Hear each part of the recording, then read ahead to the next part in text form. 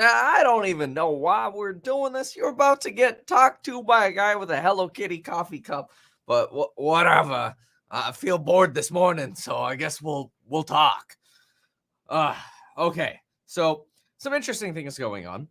First, this is the first time in 38 years that we have seen the bond market do the crazy stuff that the bond market is doing.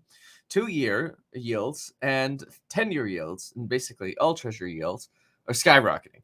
And that's really for a couple reasons. One, because J Powell's not only sounding a little bit more hawkish, but quite frankly, there's now some murmuring in markets that J Powell's weirdness is becoming so inconsistent that markets should just price in more rate hikes already because they're going to come. Now, personally, I think the market's kind of stupid for only pricing in 7 rate hikes. I think we're going to see between 11 to 17 rate hikes.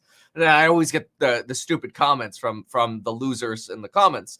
17 rate hikes, you got to be kidding me. It's like, well, no, they're going to hike rates a lot. They're going to probably over hike and then they'll have to lower rates at some point.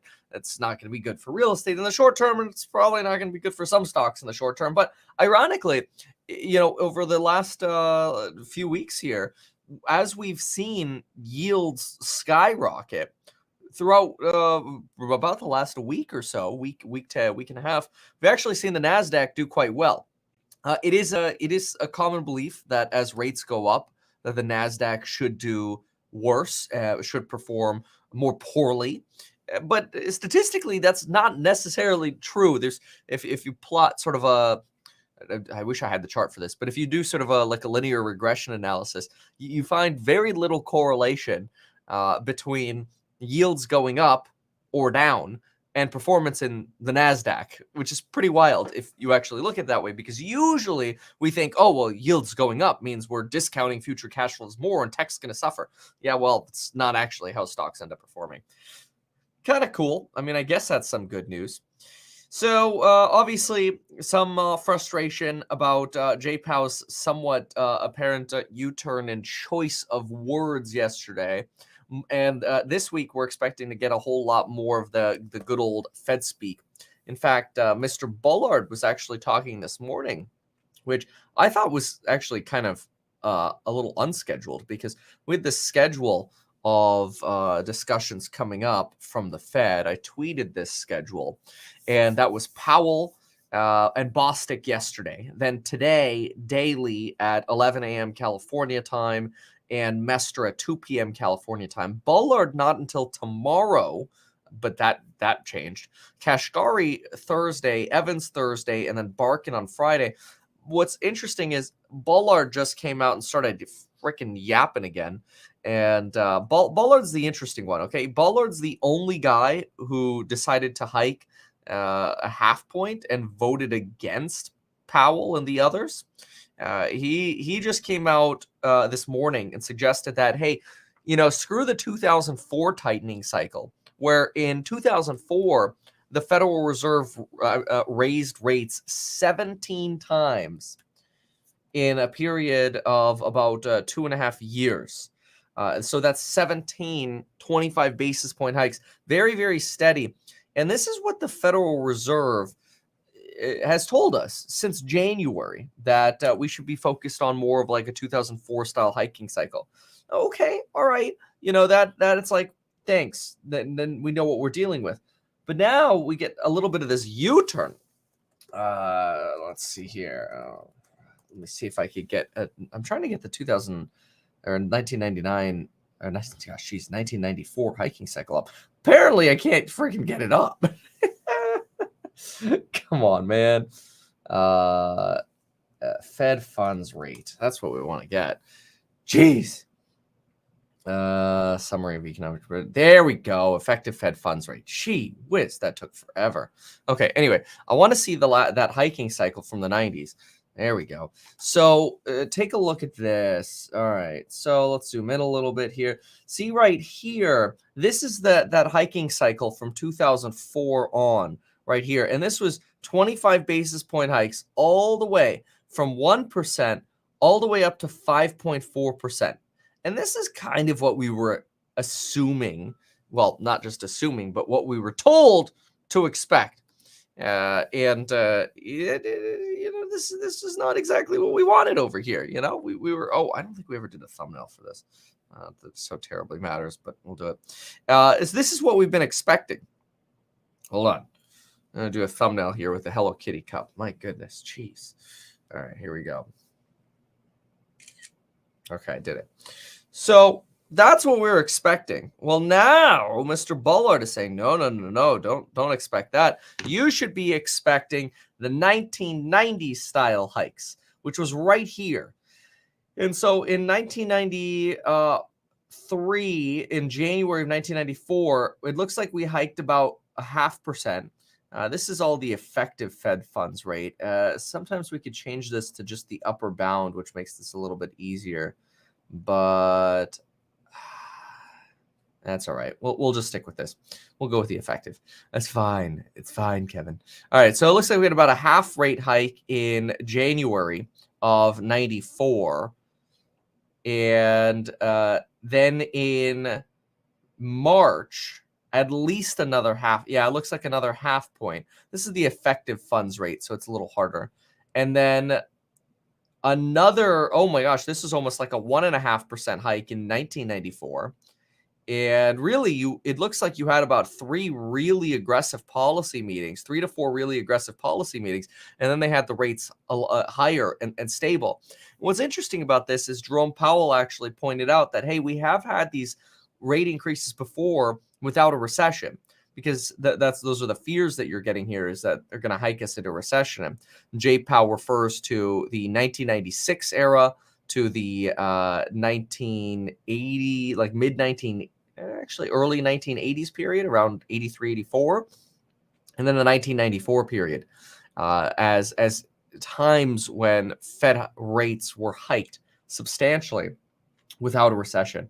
Now you can see that a little bit better right here. So here's your 90s hike cycle.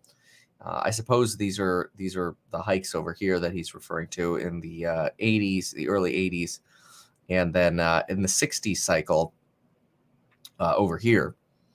But yeah, I mean, you ordinarily, when you see these substantial hikes, you end up having a recession anyway. So that's why markets are starting to get a little bit more like, oh my God, we're a recession. Wow. Anyway, okay. So what else do you have? Let's see. Hungarian central bank raises rates by 100 basis points. So there's your 1% hike. You've got trending stocks today. I thought it was interesting on the StockTwits. Cardano is actually trending today. They're trending along with Upstart, Nike, AABG token rather, ChargePoint Holdings, GGPI, Litecoin, Neurosense Therapeutics, and Kimberly-Clark. Some weird ones. I've been, at least the other the other retail service I follows trading flows rather than just social media mentions. And in terms of trading flows, seem to be more retail buys going on in NIO, Alibaba, American Airlines, and Apple, which I think is really odd. It's like, how much do we need to get pummeled in Chinese stocks to realize that maybe there is a danger in the Chinese potential manipulation of the market? But then again, the last few days, NIO's really been bottoming out since about 3:15, right before that Fed meeting.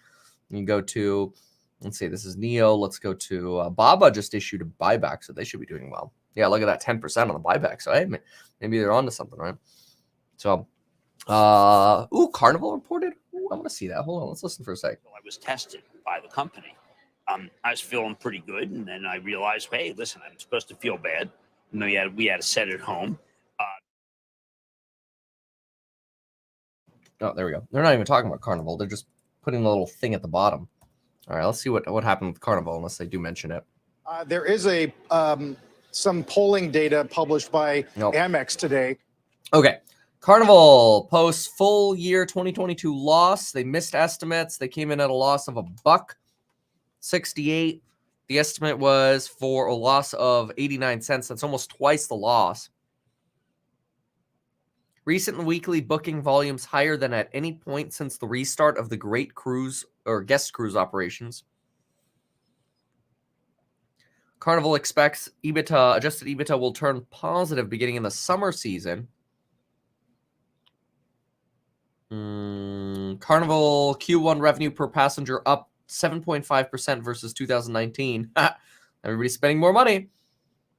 Loss of 1.88 billion versus an expected loss of 1.39. Carnival ended Q1 with 7.2 billion of liquidity. Nice.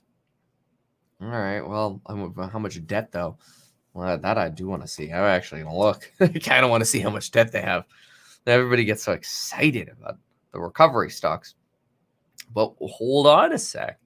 There's always this thing called a balance sheet. Let's go grab that.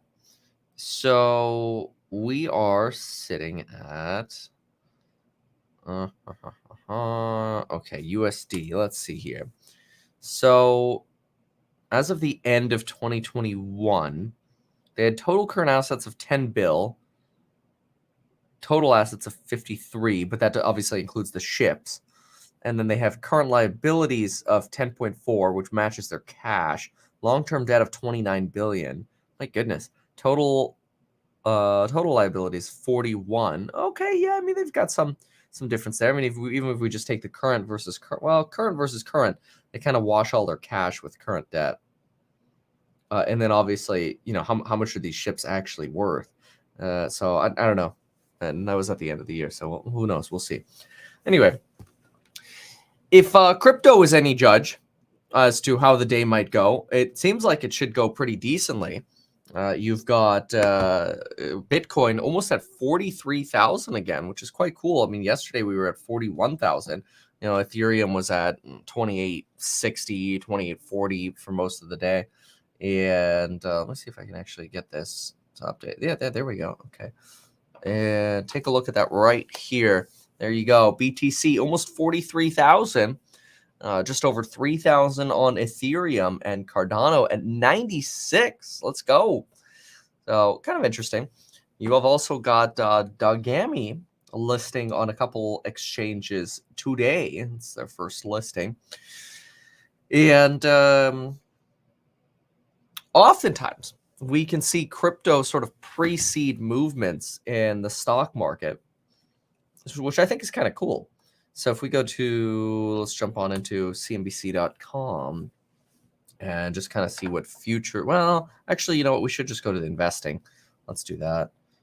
Investing shows us futures more clearly, or more accurately, we should say. Yeah, that's better. Here we go. Look at that. Futures turn green. I'll tell you, if futures have been the weirdest thing over the last 2 months. They've pretty much always been wrong. They were pretty right back in December, but come like mid-January, futures just got it wrong almost every single day. It's super annoying. Yesterday, these futures were all red, like 1/4 to 0.5%. Now they're all green, 1/4 to 0.5%. Actually, 0.75%. Look at small caps lead. Small caps, then Dow, and then the S&P. I wonder if Boeing's recovering today. Really kind of terrific terrible is the correct word. Terrible plane crash in China. And a lot of talk that in order to actually have a plane crash like what happened in China, for a plane to fall like 29,000 feet in a minute, and somewhere around 30,000+ feet in a minute and whatever it was, 20 seconds or something like that. Analysts are suggesting this is very likely something like either somebody forced this plane to the ground, or somebody like died and had a heart attack and fell on the control stick and like pushed the plane to the ground.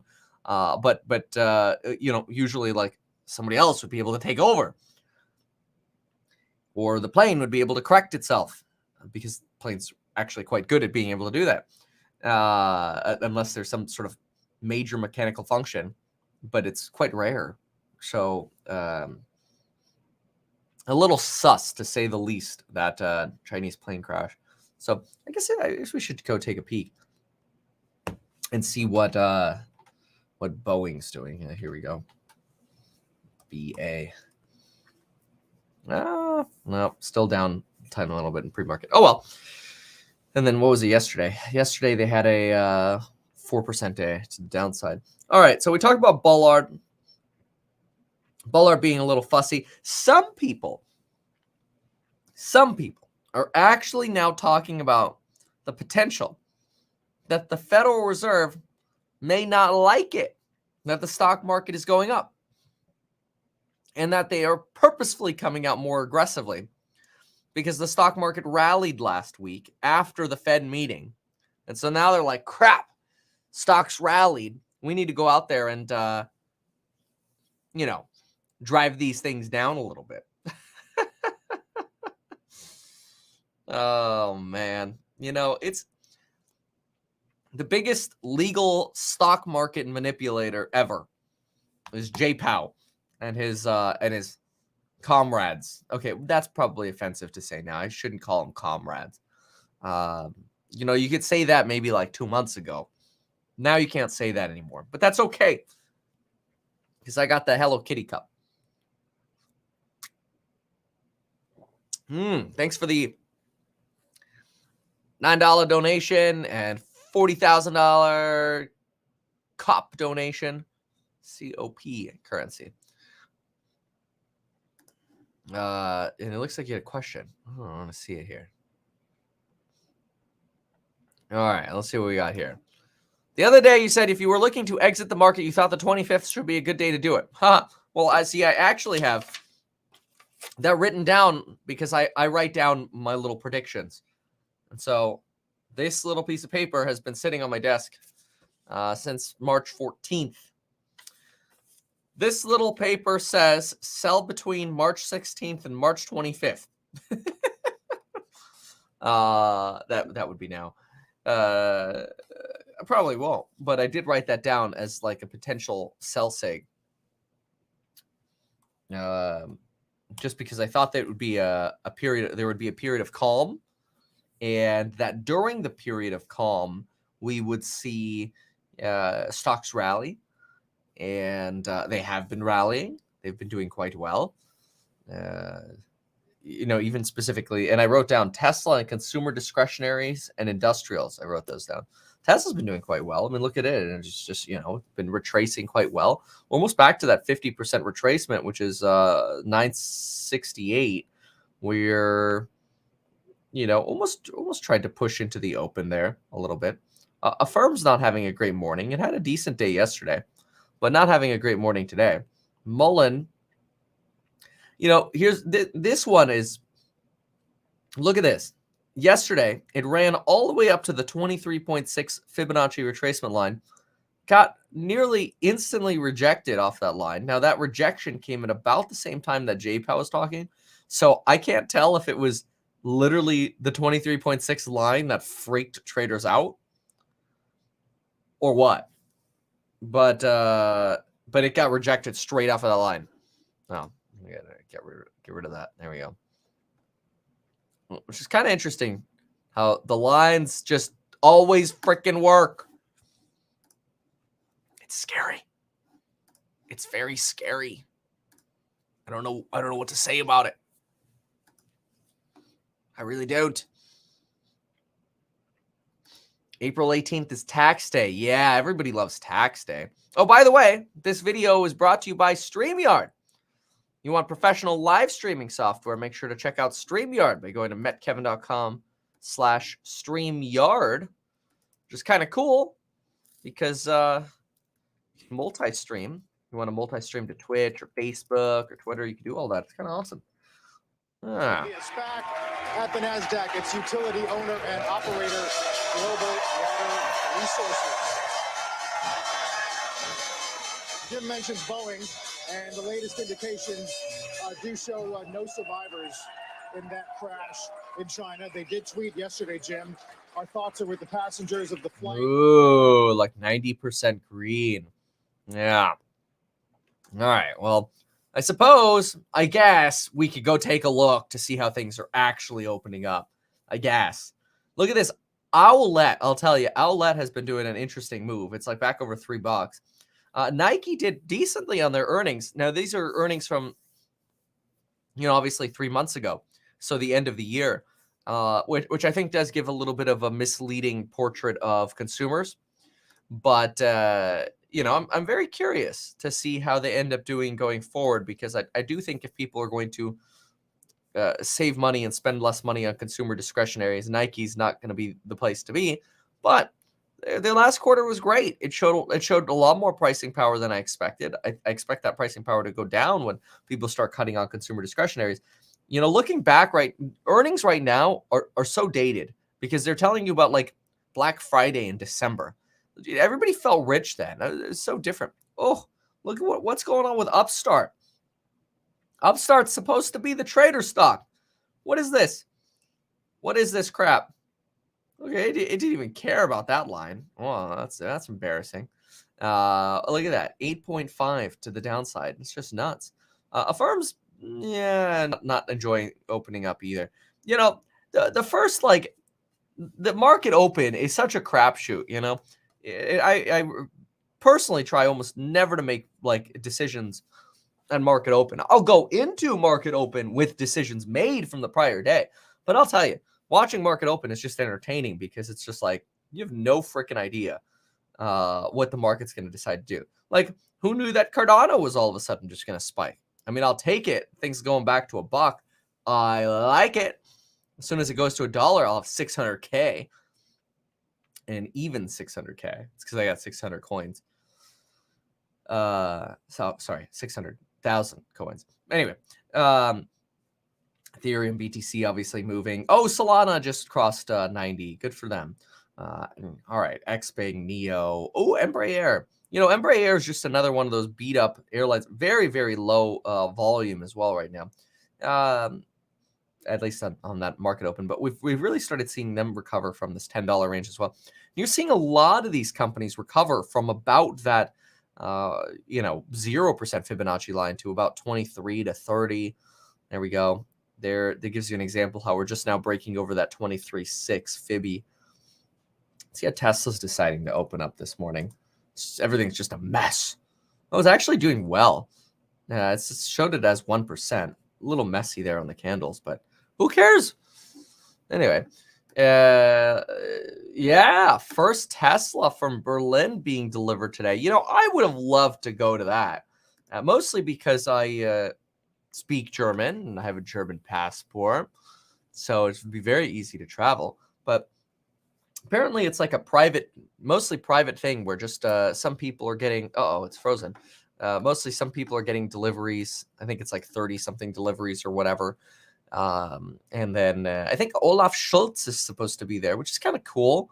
Elon's supposed to be there. It's pretty cool. China announcing even more support for their broken economy. I think it's crazy that China was so instrumental in creating the Evergrandes and inflating this property debt bubble. Huge. I mean, hugely instrumental. They wanted all of these properties built. They wanted affordable housing. So listen to this. You get one party rule that says we need affordable housing. That's it. Let's go build new cities. And they actually freaking do it. Okay. Imagine that in California. We need affordable housing. We got an affordable housing crisis in California. Imagine, the government just going, all right, we're building new cities there. And all of a sudden you've got 500,000 new homes. Well, damn, that would do some good for the affordable housing crisis. Problem is, China went too far, because there is this thing called a market. And so they went too far and built too many. And then all of a sudden China's like, wait a minute, now y'all got way too much debt. Let's clamp down on how much debt real estate companies are allowed to have. And then the real estate companies are like, well, we're just doing what y'all said. It's nuts. That's all I can say. I don't know. I'll take the free market over that. Well, the free market with an asterisk. We got J-Pow. He's our asterisk. So the somewhat free market, we'll take it over the pretty much not free market. China. There you go.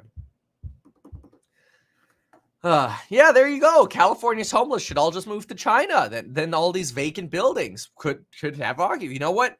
Gavin Newsom, Gavi Wavy, just needs to make a deal with Xi Jinping and ship them all over. Except we don't have any ships because they're all being used for really expensive freight right now. So I don't know who's going to pay their tickets. Maybe Carnival. Maybe Carnival Cruise Lines. They expect to be profitable this summer. Maybe that's why. Elon tweeted, Danke Deutschland, exactly at market open. Oh, is that true? That's cool. Notice how he didn't say Danke California. Yeah, he did. That's cool. Yeah. Awesome. All right. So, all right. Anywho, yeah, Tesla likes obviously this. Let's look at how these commodities are doing, especially oil. I'm still waiting to short oil. I really want to do it. It's good. Yeah, I don't know. Is this a peak? Kind of relaxing a little bit. Let's see. Like XLE was another one that ran like crazy yesterday. All right. Here's your day chart on XLE. Almost up. How about USO? Yeah, down a little bit.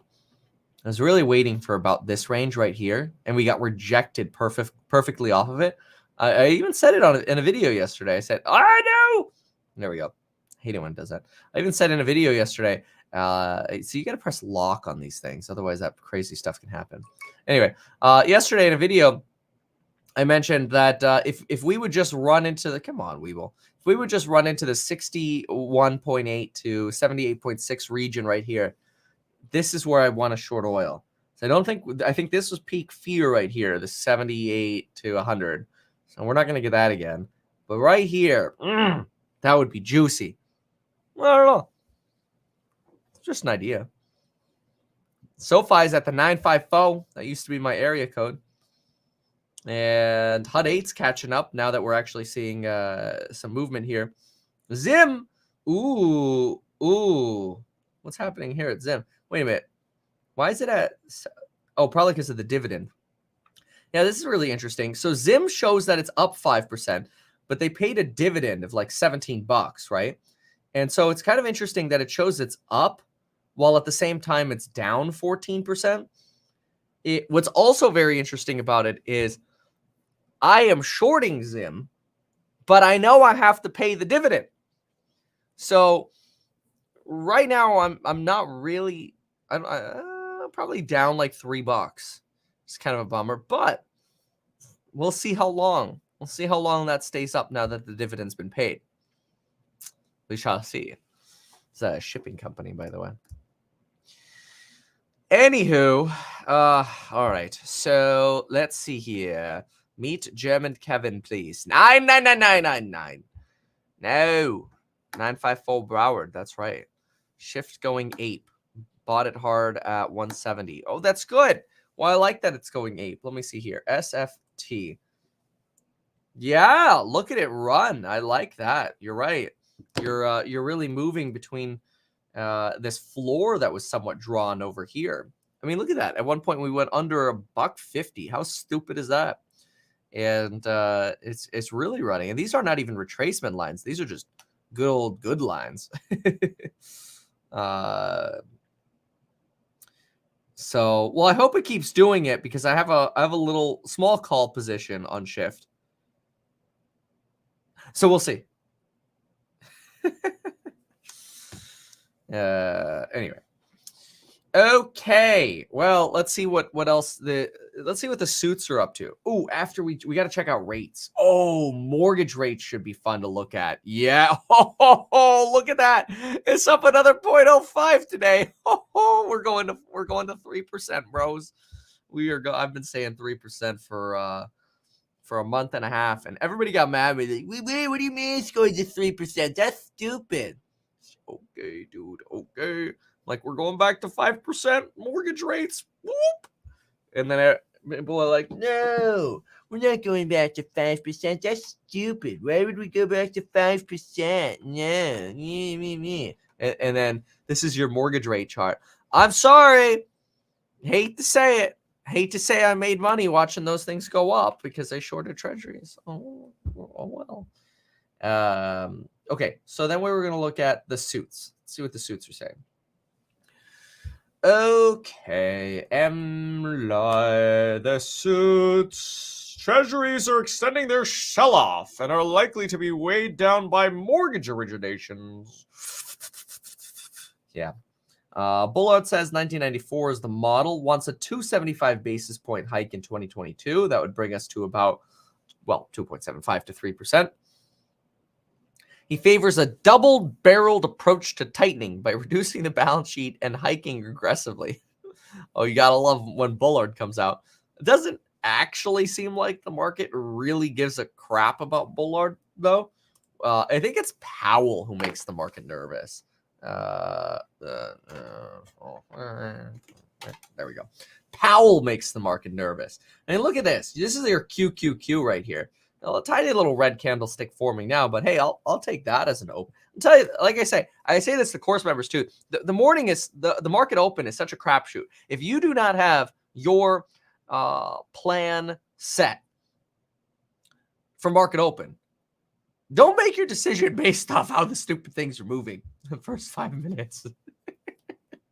Okay, if you go into market open with a decision, that's okay. I think it's a riot. Anyway, here goes Mullen, almost down 10%. You know, I said yesterday I will not buy this stock because as soon as I buy this stock, it will collapse. And then I encouraged people to set a trailing stop on that sucker. And I kid you not, we are now going to go over to my Twitter profile, which you should follow me. It's @RealMeatKevin. And see, look at that. There's me with a selfie of the Ukrainian flag. I couldn't fit my whole face, so that's all you got. But anyway, if you scroll down to right about over here, look at that, 21 hours ago. I'm going to heart it because it's a good tweet. Dear Mullen Momentum investors, congrats on your successive 20 to 30% days. I have good news for you. I will not be buying it because the day I do is the day it crashes. So I'm not buying to protect you. P.S. Set a 5% trailing stop to capture the up but limit the down. # not advice. Well, I mean, had you done that, you would have sold. Let's see, we hit 4.18 times 0.95. The heck is that? You would have sold at You would have sold at $3.90. If you had set that 5% limit, you would have sold right there. Right there. Come on, man. Don't tell me that's a bad idea. Hey, maybe it'll go to the moon again. I don't know. All right. So, what else do we have? Oh, we're going to see what else the suits are doing. Well, I guess we could do that in just a second. Let's just SPY. SPY's up 2/3. That's good. Does that mean that one little red candlestick was just a joke? Yeah, it was. It's so stupid. I love it. Oh, Tesla's going all funny over here. It's still up almost 1%. And Apple's been doing pretty decently as well. Apple's kind of been straight up since, like 152, I want to say it hit bottom? 150. Okay, close. But yeah, I mean, the last few days have been great for these guys. ChargePoint, one of the trending stocks, is only up 0.85% today. That's boring. Okay. Let's see what else is going on here. Okay. Fed could be uncomfortable with stocks rallying further. Yeah, we talked about that. It wouldn't surprise me. I kind of think the Fed liked it that stocks were coming down because it's a way of de-risking finance. You know, when you have overly excessive market valuations, you create too much what's it called? Too much risk. People start speculating on margin too much, and it just sets everything up for a big bubble burst. Ukraine raises equivalent of $206 million in fourth quarter war bond auction. War bonds. Wow. Didn't think I'd ever have to talk about war bonds in the near future. before the whole Ukraine stuff. Flood of mortgages will keep bonds under pressure. London's housing crisis plan raises deadly flood risk. Okay, well, okay, all right. Let's go see what else is going on elsewhere. I mean, so far, I think we've covered lots of the goodies. Yeah.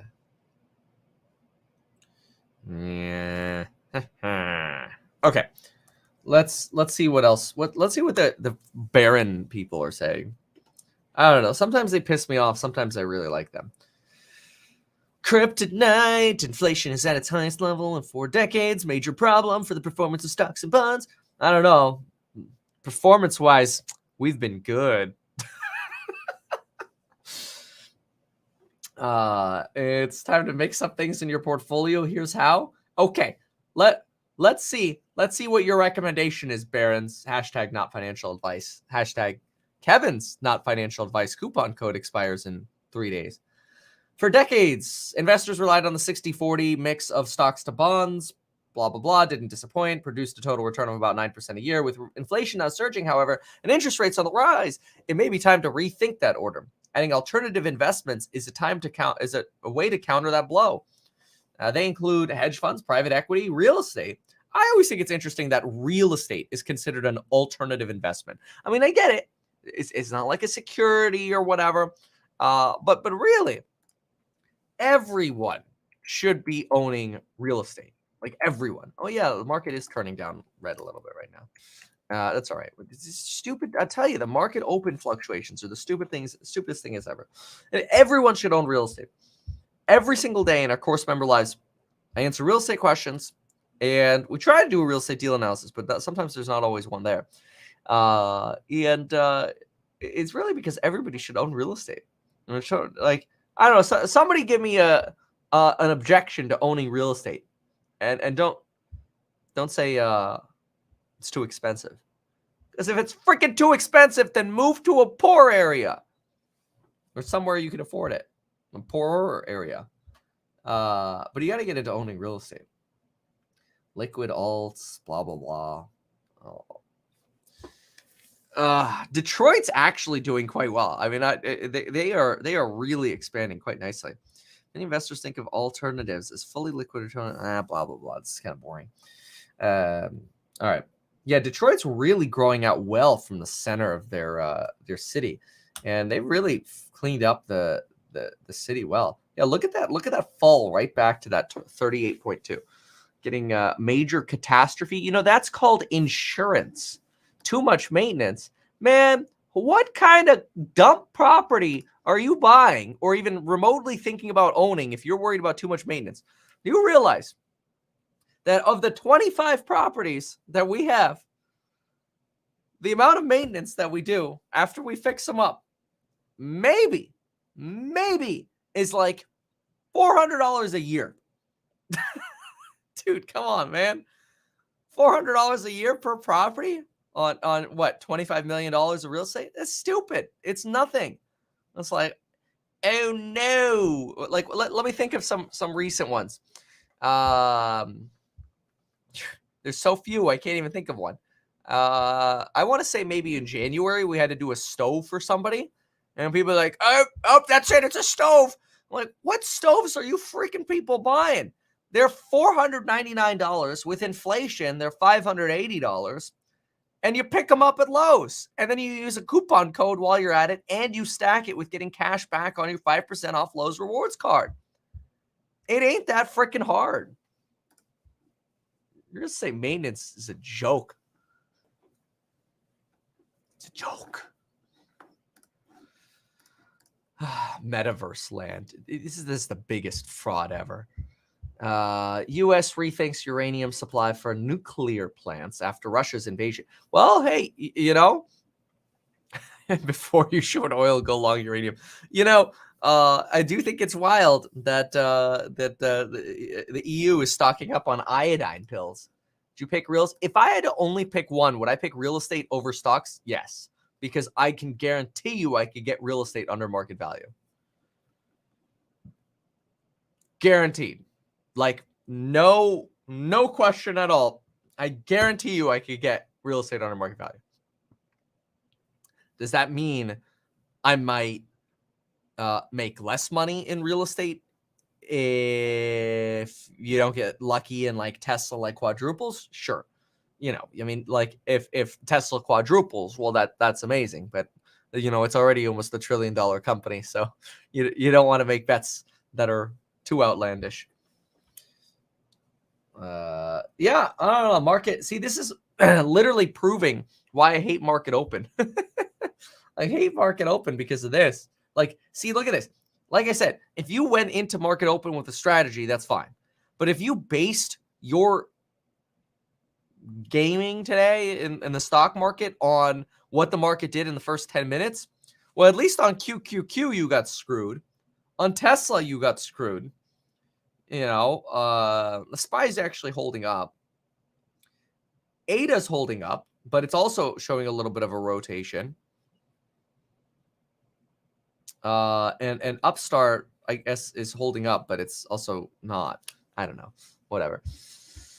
Yeah, look, I actually do like the extra debit card. Yeah, because I think it's I think it's such a really cool way not to have a credit card, because a lot of people, they get a credit card and then it's like a license to spend. It's like, oh yeah, let me just I'll just pay that off later. I'll max that out right now. I feel I could make greater returns investing in the stock market. All right, hold on a sec. I feel I could make greater returns investing in the stock market. I live at home because you feel my $45,000 salary with no debt still would not be able to survive off in real estate. You're absolutely right. And you know what the biggest problem is? The $45,000 salary. You got to fix that. If you are here listening to these live streams, I guarantee you are more capable than making $45,000 a year. Go figure it out. Get a license, become a CPA, get a series license, go work for an investment bank. I guarantee you could double your income this year if you made a priority doubling your income rather than trying to make another $3,000 on stocks so you could say you made another 8% of your salary this year. It doesn't make sense. Forget stocks. Learn what you can. But if there's the biggest thing I think you could learn right now is get off of that 45K salary.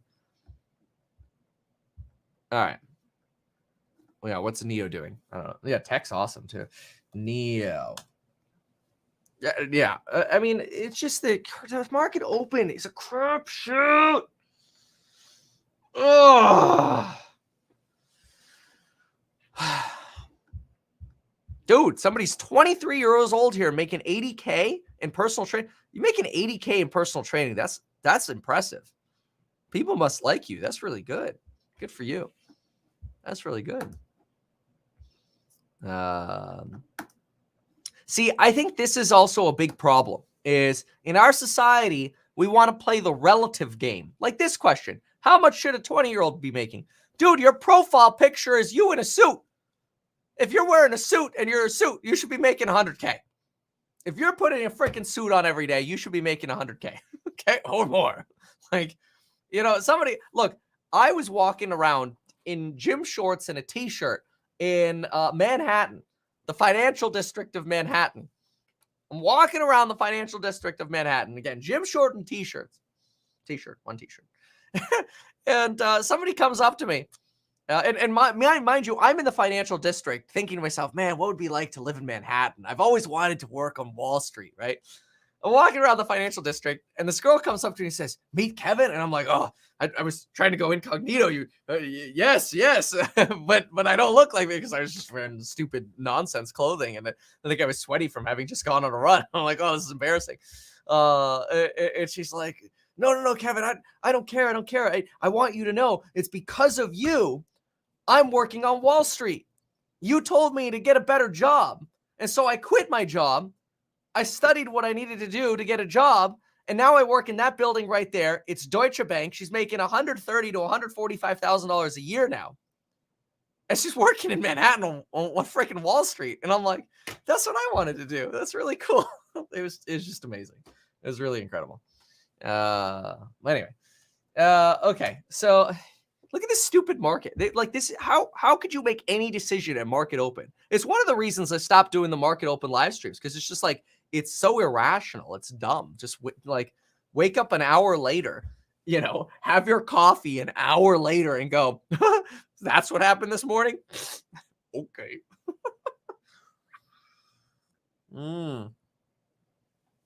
Hello Kitty coffee. It's really good.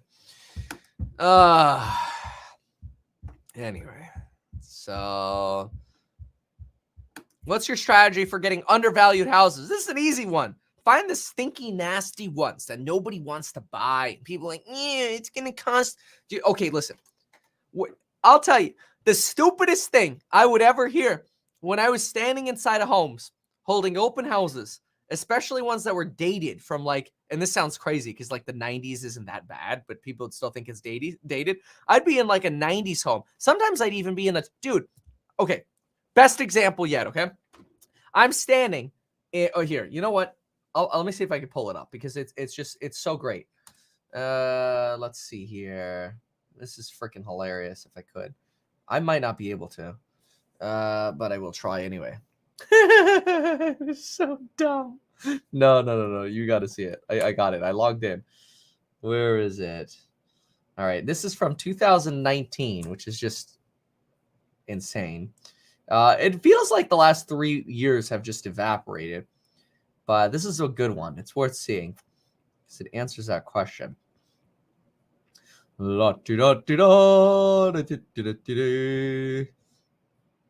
Somewhere. Come on. Oh, apparently I can't find the before. This is really annoying. Whatever. I will look one more time briefly, and if I can't find it, then I will just explain. What a ripoff. Yeah, I guess not. All right, whatever. So anyway, so I'm standing in this house. It's a showing with 50 other people walking through this house. It's a house built in 2003. So it's fine. It's got fire sprinklers. It's got insulation on the walls. It's got a 50-year roof. It's got, a beautiful sewer line, copper plumbing, a 200 amp electrical panel, best, strongest foundation you could ask for out here in California. I mean, it was absolutely phenomenal. And these people walk in and they see the old kitchen cabinets and they're like, oh my gosh, the carpet is so gross and the bathrooms must be original and there's mildew in the showers and the kitchen needs to be yoinked and yeeted. It's disgusting. This house needs $150,000 renovation. And I almost laughed out loud when I heard it. And I'm like, y'all are freaking morons. This house needs paint, some new caulking. Then it's done. Maybe a carpet cleaner. You know what? We'll even replace the carpet. So anyway, I buy the house, spend 20 grand on it. I buy it for $655, spend 20 grand on it, just doing little stupid cosmetics. By the way, the day before it closed escrow, there was a water leak because the seller screwed up the water line on the refrigerator, destroyed the flooring. So I got free flooring, which I wasn't even going to replace the flooring, but I got free brand new flooring anyway, which was beautiful. I got a check for 12 grand to replace the flooring. So thank you. But that was just downstairs. I had to replace the carpet myself. Anyway, so I buy this place for 655 grand after somebody says you got to put 150 grand into it. I spent 20 on it. So I'm into the deal for $675,000. Place is worth 3 years later now $1 million. How do you make money in real estate? Come on, man. All right, here's a stupid market. Look at it. Again, the most unpredictable. I mean, well, then again, I mean, you could just look at that 38.2% line and know that if it's going to bounce, it's probably going to bounce off that, which is kind of what happened. Affirm is actually, doing a little bit of some love moves here. I don't know. Alibaba's doing its buyback. Okay, GameStop. Oh, look, even Alibaba bounced off of its line. Oftentimes the line, I mean, the only line that wasn't working today was Upstart. I don't know what happened over here, but Upstart just slipped right below it over here in pre-market, and who knows, maybe it'll come back to it. Volatility index is almost low enough again for me to actually close my my short on the VIX. I've been shorting the VIX since up here at 34. Oh, thank you. Not a huge position, but I'll still take my victory lap on it. Maybe I should close the position. Whatever. Hey, trade desk went positive. Good. That's gonna be a player for this year, I think. Okay. Don't it's 7:00. Don't we get some manufacturing news now? Isn't that what's coming out now? No, I don't think it's out yet. I thought we were supposed to get something at 10, unless that was 11. I don't know. Let's see here. Oh, I could just pull up the eco calendar. Hold on a sec. Let's see here. Let's look at the economic calendar. Okay, yeah, Richmond Manufacturing Index, prior 1, survey 2. Yeah, it just came out. I don't know. What is this? Manufacturing composite 13. I mean, that sounds better. Let's see here. Richmond Manufacturing Survey print conditions. Okay, let's see. Richmond Fed survey. The Fed district manufacturing activity improved in March, according to the most recent survey. The composite index increased from 1 in February to 13 in March, with increases in all 3 composite indices: shipments, volume of new orders, and number of employees. Notably, the shipments index increased from -11 to 9 in March. The volume of new orders also increased from -3 in Feb to 10 in March. That shows economic strength. I like the sound of that. The order backlogs turned positive again in March after being negative in February. Vendor lead time continued to be high, indicating most firms were still reporting growing lead times. The index for both finished goods and raw material inventories remained low, and firms expected that to persist for the foreseeable future. In general, firms continued to report increased hiring and rising wages. Additionally, the index for the average work week increased notably in March. The average growth rate of prices paid remained elevated, but continued a 3-month downward progression in March. However, average growth in prices received inched up in March. Interesting. Okay, I'd actually say that. I mean, that sounds like a pretty decent survey to me. You make a video about the positives of solar panel. Look, let me put it this way. If your electricity bill ain't over $250, don't ever talk to me about solar panels again. And if it's over $250 and you're in a sunny area, then buy them or finance them. But don't do these like 20-year bullcrap lease garbage scams. Terrible ripoffs. Anyway, I mean, that manufacturing survey is great. Well, that might be why the market's also, I don't know. It depends. It's 7:00. Yeah. Look at that. Look at that, folks. 7:00 right there. And look at where we get the inflection point, right? You get these much stronger bars over here than you had right here when the survey came out. They like the survey. They like it. They like it a lot. I mean, look at that. Tesla now 1.45. It's like I say, market open is a crapshoot. Do not make your decisions based on what the stupid market does in the market open. But anyway, so how's gold been doing? I'm not in gold anymore, but I'm curious. Hey, what are you doing, gold? Yeah, well, I mean, commodities always come back down. It's kind of wild. Wow, a firm went positive. Oh my gosh. Jay Powell, he's probably trying to get the market to go down. And yesterday he's like, I'm getting the market to go down again. And today he's probably like,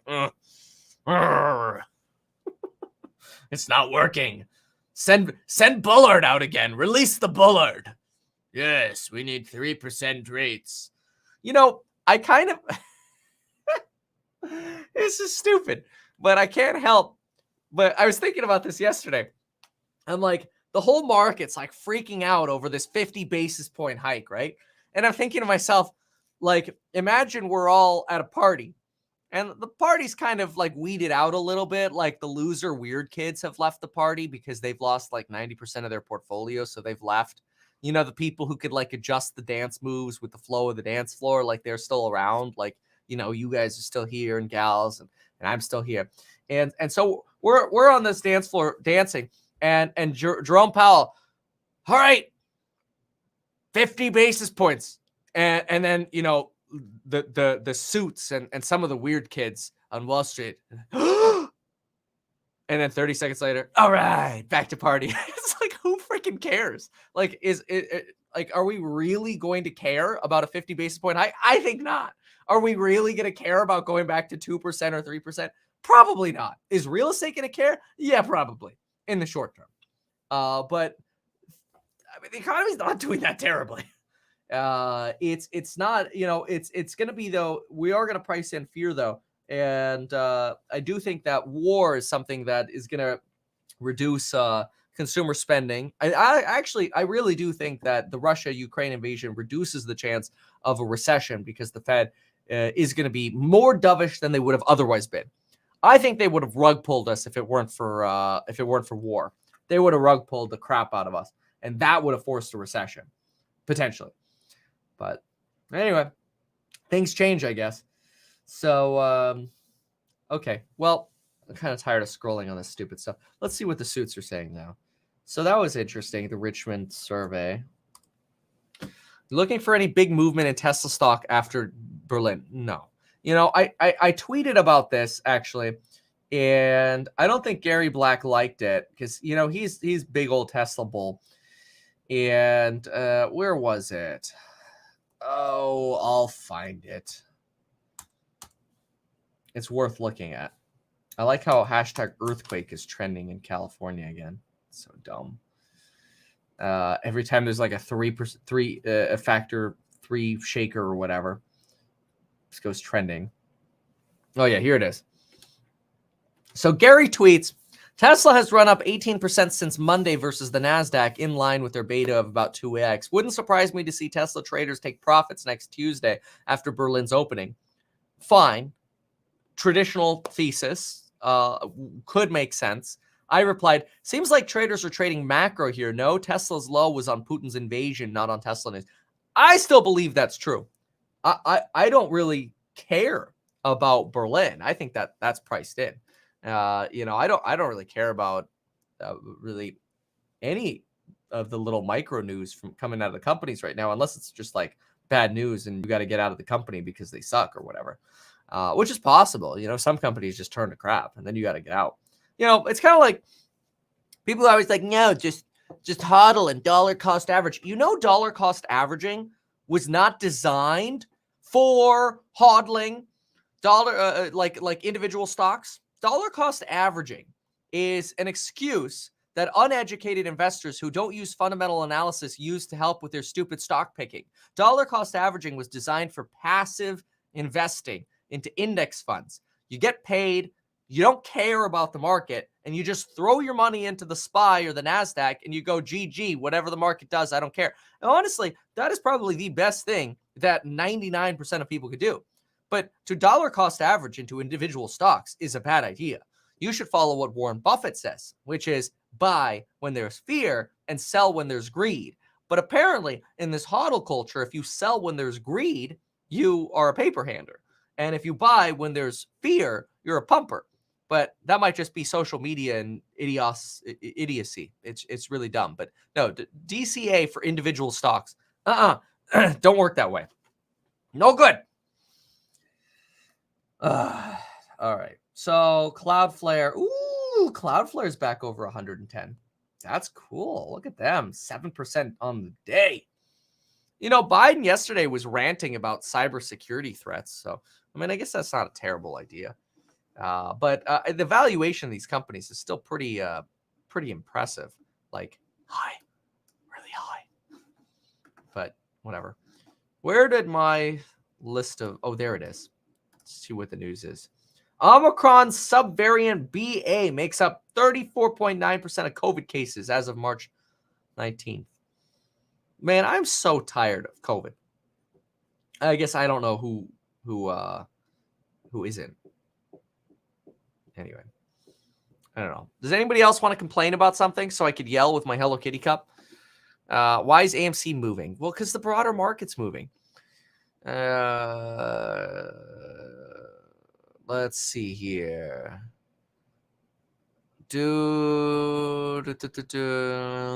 Do you agree that increasing number of people investing in real estate is playing a major role in how?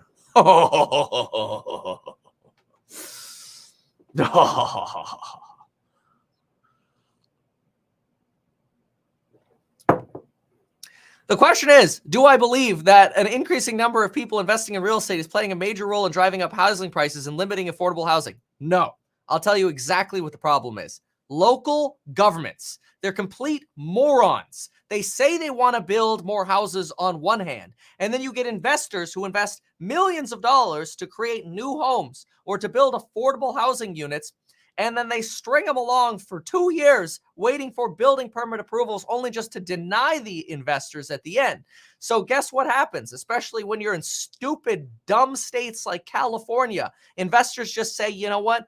Fine. We'll take advantage of politicians' dumbness, their stupidity, and we'll just put our money in real estate, because we know if we put our money in real estate, governments are so stupid they won't build more homes. So the value of our homes will actually go up substantially more than they should go up if the governments would just let the free market build an appropriate number of homes.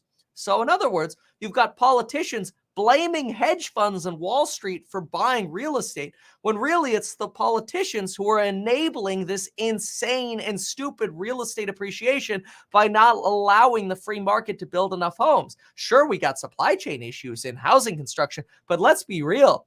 Building in America sucks. You got the NIMBYs in the cities, the not in my backyard. Outside the cities, nobody wants to live. I mean, people have started to move outside the cities, and that's why housing prices are going to the freaking moon in like Idaho. But you know what? That's called the free market. Too expensive in California, you move to Idaho. Then the prices go up over there. That's actually a healthy rebalancing, right? But the fact that we don't build more homes where we need them is politicians' fault, and they make investing honestly in states like California actually a really good investment, because you know the idiots in California ain't going to build more homes. So you want a safe investment, go buy California real estate. That sounds crazy because a lot of people are like, hell no, F California. I'll never want to do business with California. Don't worry. You don't have to. Just don't build in California. Buy and hodl. Okay. So what else?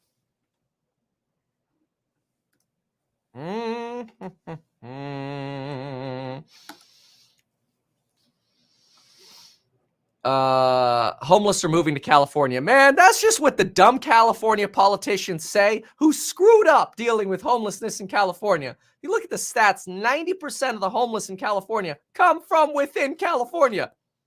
You're so dumb. This freaking state is so stupid. So stupid. Dude, Bullard already shot his wad this morning, okay? Okay, I shouldn't say that. That sounds terrible. Bullard came out this morning and says we should be at 3% by the end of the year. We should have another 275 basis points of hike. And he says that we should use a double-barrel shotgun to go to this market and not only raise rates, but reduce the balance sheet really aggressively, and we should act like it's 1994. Market. You want to know what the market did?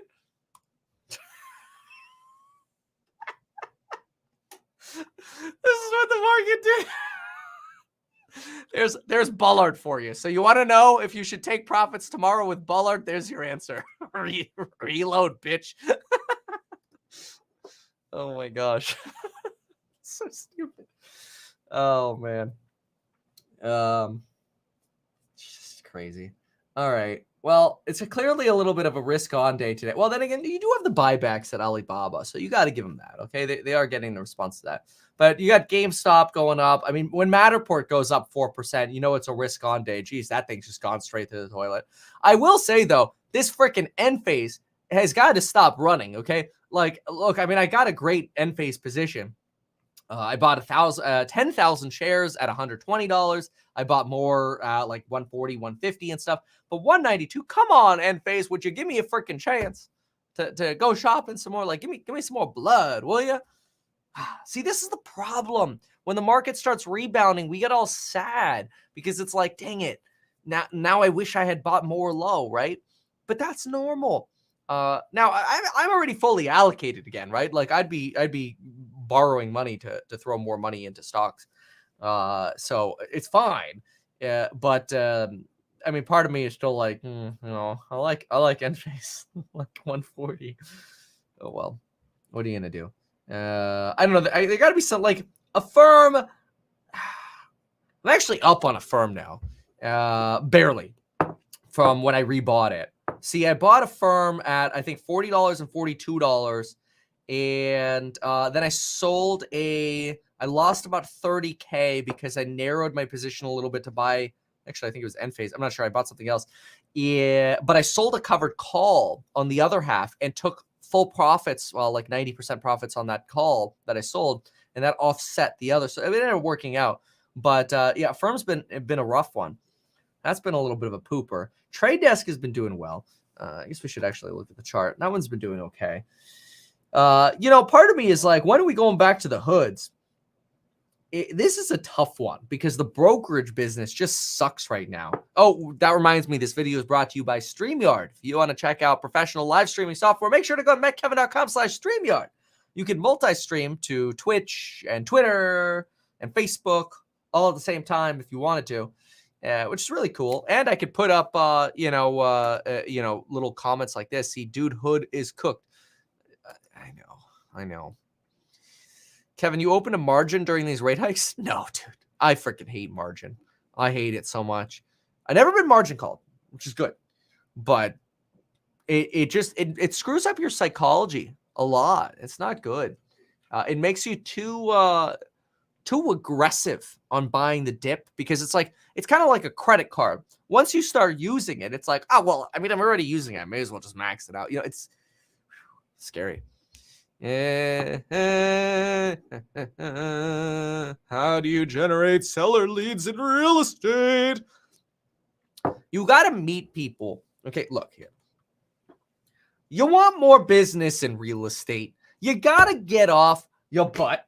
You got to get out of your chair and your smelly office, and you got to put the stupid phone down, and you go actually do some business out in the real world. You go knock on people's doors, which that's a lot of work. I know. Oh my gosh, how dare somebody have to do work in America? And you knock on people's doors, and you know what you say? You don't ask them if they're planning on selling because they're just going to say no and slam their door in your face. You go around with an iPad and you ask them, when are you planning on selling this property? And you'll get responses like, never. Okay, fine. F you. You'll probably sell next year anyway. Or you'll get people like, oh, yeah, we're actually thinking about selling in about a year or two. Huh. You write that down, and guess what you do? 6 to 12 months out, you start sending them letters, and you touch base, and you drop off comps on their doorstep. Or maybe you do open houses, and you actually meet people in person, which most real estate agents are so deathly afraid of meeting people. Get out there and work. Meet people. Show them you could provide value. This is how I met a lot of my seller clients. Like, I got more seller clients from open houses than buyer clients. Who holds an open house to find a buyer? No one. No one. Okay. You don't sell a house at an open house. Okay. Houses mostly can sell themselves if you did the proper marketing. Your job is to be your client's psychologist. That's real estate for you. But you got to get the clients first. There you go.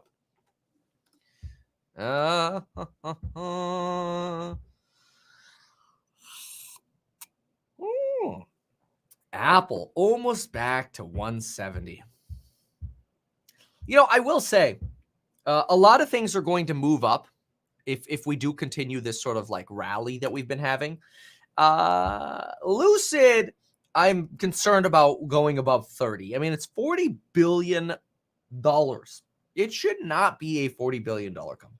It should still be at $17, $15 to $17. So, I mean, it's come down a lot. And I like Lucid. Don't get me wrong. I bought a Lucid. But, no, until they actually get some of their driving suites and software updated to actually have cruise control on a $180,000 car, and then maybe some actual benefits, like self-driving on the lanes on the highway, which should be pretty basic at this point. It kind of make me sad until then. Well, anyway. Okay, let's see what else the suits are saying, because the sticks are boring. They only go up. It's stupid. All right, let's see here. Live blog. Equities look like they're passing at least one test. The S&P 500 is advancing in early trading with financials and communication services topping rising sectors. The index closed little change yesterday, shaking off an earlier decline that may add to confidence that last week's unusually strong rally will hold and might signal more gains ahead. You know, that's what the orchestra told me. Best video ever. I think that's probably the only video I've ever watched like 100 times. Oh well. Oh well. Oh, we should look at the 10-2 curve. Yeah. Or I'll just tell you about it. Otherwise, I'm going to get in trouble.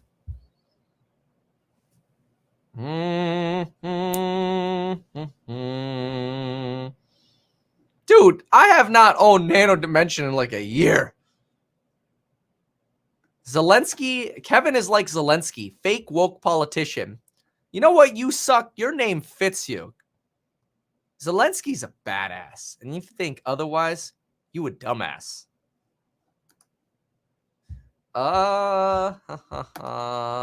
Chances of Lucid emulating Tesla in the long run. It already has at $25. If they can actually partner, we're at 19 on the spread of the 10-2, by the way. If they can actually partner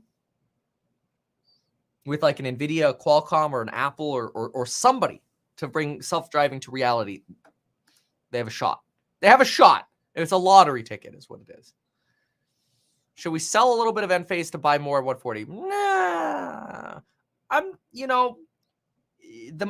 Look, I'll tell you this, and not financial advice, because I ain't a financial advisor. I employ a financial advisor, but I ain't one. Anyway, I don't really want to sell or short until the NASDAQ gets to like somewhere in this range. 61 to 100. Okay, like if we right now started popping off 100, and let's just say today we were hitting all-time new highs and we were popping off the 100, I would literally just sell everything. And I'd be like, peace. Because this is not the kind of market we should be hitting all-time highs in. We're like, see ya. And then people are like, you paperhead. And I'll be like, don't care. I actually bought a little bit of Palantir. Cardano above $1. Wow. You paid me $5 just to say that. Well, thank you. Well, that's not Cardano. ADA USD. Oh, no. I don't know what broker you're using, but I don't see $1. I hope it goes to above $1. End of the day sell-off? I don't think so. Usually what we see is a morning rally and flatness during the middle of the day. And then, some volatility over here, but we still end up green. Who knows? Kevin talking gambling, not investing. Yeah, Kevin's a gambler. Kevin's a degenerate. Wow. Never heard that one before. At least I'm winning. Do you remember in the video you bought 40% of your portfolio of small caps? You mentioned shit. Oh, yeah. No. Dude, I held that. That was a gamble. I held that to speculate on Jerome Powell being nice to us on January 26th. I sold. That was a day trade. I went into that knowing it was a trade. I am really glad I closed all that, because all that crap just went downhill, obviously, until like the real bottom on like Feb 24 and like March 14th, right? You should buy my course. I had a dream that it's actually really terrible. I had a dream that somebody stabbed me with some like I don't know, some like what are they called? Like those neuro agents? I don't know, some crap that kills you in like a minute, right? And like I had like 30 seconds to video myself to say goodbyes. And it sounds so sad, but just forget the sad part right now. It's just a stupid nightmare or whatever. But I'm like, Jack and Max, whatever you do, just watch every single lecture in my course twice, in all my courses twice. That was like my final thing. Oh yeah, and I love you, right? Obviously. But it's actually probably the advice I would really give. You know, people like, oh, you can Google the stuff. You can't and you won't. But yeah, anyway. Too much TV equals bad dreams. You know, Lauren asked me to watch Euphoria yesterday, and I'm like, nah, I'm gonna make videos. So I made 3 videos last night instead. Let's see. Do you know the name of the song Me Kevin Played You video? Yes. O Fortuna. O Fortuna. Very rarely do I dream in German. Last breath would be short tattooed shaft. There you go. Euphoria's over it. I kind of agree with that. A lot of people really like it. I don't know. I just maybe I haven't given a good chance. I think honestly I'm only like 2 episodes in. So maybe I just haven't given it a chance. I don't know. It's tough to connect with. You're hungry? You're definitely not German, but you might be hungry. Scared money don't make money. That's right. Oh, Fortuna. That's right. Dude, somebody's calling me too old to watch Euphoria. Man, just because I turned 30, you calling me too old now?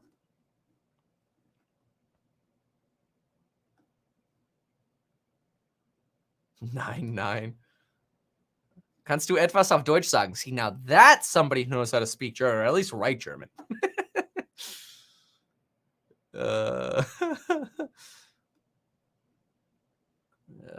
Is the Bloomberg terminal worth the money? I mean, for me, it is. I love it. I have not just the Bloomberg one, but I have the Reuters one as well. I have the Reuters one right here, and then the Bloomberg one right here. The Reuters one is great. Unless you get a lot of like instant news. I mean, but in order to justify paying like a mortgage, like $4,500 a month, I mean, you better be trading a lot. I mean, that'd just be freaking crazy. Yeah, you'd have to be trading a lot, have some purpose for the instant news, or be a moron to spend that kind of money. So, I mean, I guess it depends. Like, if you wanted to blow the money, you could. It'd probably be very stupid if you didn't have a purpose for it. But if you had a purpose for it, absolutely, I love it. It's just there's so much to learn in these softwares. I still barely know them, but I try to learn every day on them. Anyway, look at this rally on Cloudflare. Let's go. I mean, look, the cyber, it makes so much sense right now. And honestly, this stock has been so beaten up. It does not deserve to be at 115 bucks. I mean, at least like 130. That's kind of where it chillaxed before this insane November rally. But certainly not under 100 bucks. Palantir's having a 5% day today. Roblox had like a down like 7% day yesterday, but it's up again a little bit today. Roblox. Mullen. VIX is down. Well, I think I might close my VIX short. Unless we keep rallying in the day. Ooh. I gotta go make some more coffee. Clearly, I don't have enough coffee. Mm-hmm.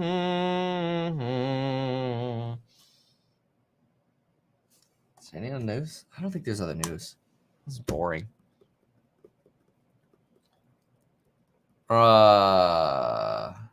Bullard says faster is better. Shale producers favor returns over raising output. I know. I said that like last week. That's old news. Lowe's leads 8 borrowers in U.S. high-grade primary market. Well, I mean, Lowe's not a bad company. I mean, terrible customer service most of the time. But anyway. Who's going to the Giga Austin opening? That'd be cool. I don't know. I hate traveling. But it'd be fun. Backed moves with BTC. There's so much, Kevin. There's so much rallies.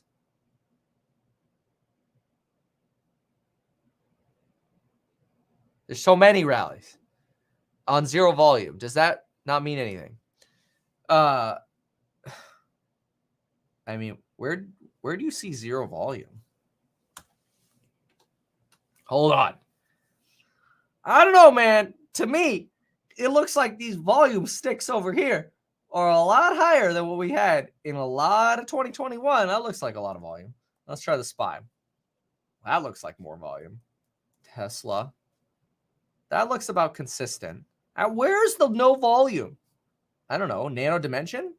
Let's try that one. That looks like no volume. That looks like no volume. Let's try Tattooed Chef. That looks like no volume. That looks terrible. I mean, they couldn't even get it up on earnings day. Oh my gosh. That's bad. I mean, if you can't even get it up on earnings day. Never mind. Never mind. Whatever.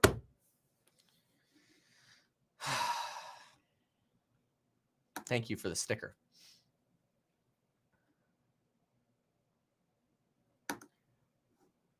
Okay. You should watch the earlier here. Somebody's here. I'm 21, made 42K last year, put 20K in the market. You're down 15K. So you're down 75%. You should do not financial advice. You should scroll back to the earlier part of this video where somebody said they were making $45,000, and you should play that part of this video 3 times.